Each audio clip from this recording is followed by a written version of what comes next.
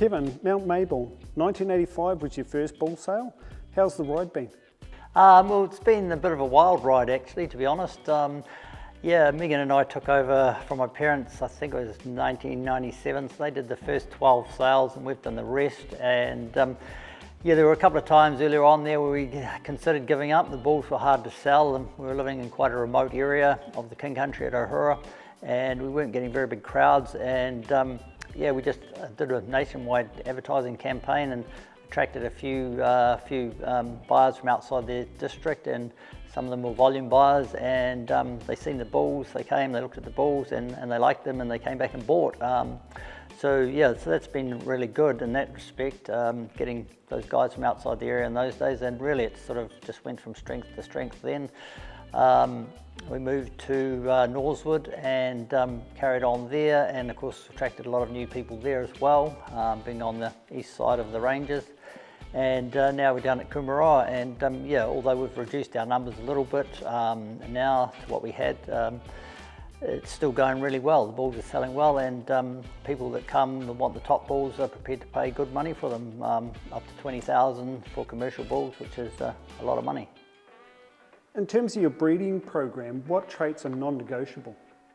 Well, I guess the non-negotiables would always have to be structure and soundness.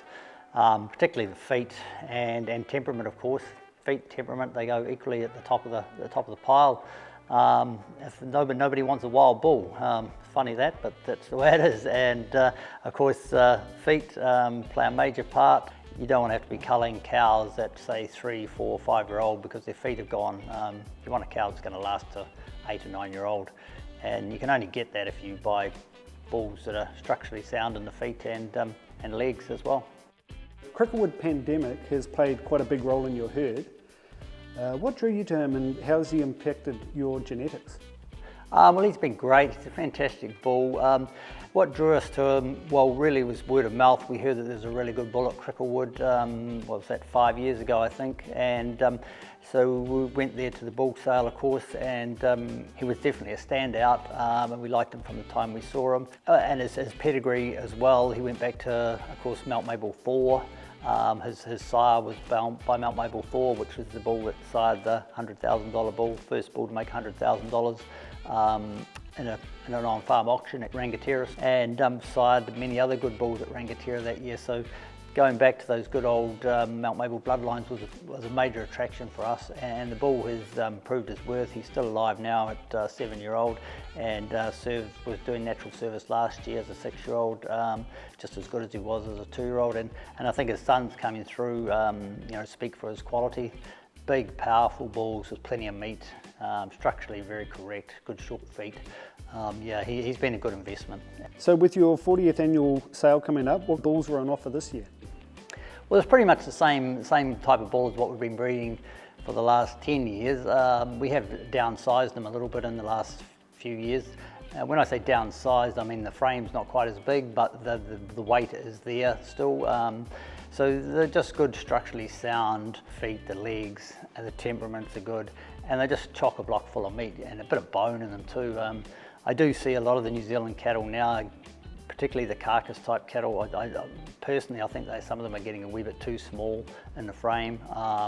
So you don't want those big Frisian types, but you do want a bull with a bit of frame and a bit of bone and plenty of meat. And I think really that's what we've got. And of course we're looking to improve the EBVs every year, and that's coming along as well too. So where do you see your bulls adding the most value commercially? Well, I think it's going into herds and breeding cows that live a long time. Culling cows at 3-year-old because they're not structurally sound, because their feet are packed up, is just not profitable. So you want those bulls to come into your property, improve the structure of your herd, maternal traits as well. They're very important, of course. We're not looking to change the world or anything. We're just looking to cement those good things on top of those good things all the time. So you've got the Hawke's Bay Bull Walk coming up on the 9th of May. If somebody can't make that day, are you happy for them to give you a call and come out and see the bulls? People are welcome to come and inspect the cattle basically whenever they want, be that the cow herd or bulls themselves. We're in the business of selling bulls and we make ourselves available. So it's a hybrid sale with bidder and 65 Jackson Road? That's our address, yeah, right here at the edge of the road, the bull ring and the cattle yards. Everyone should be able to find it.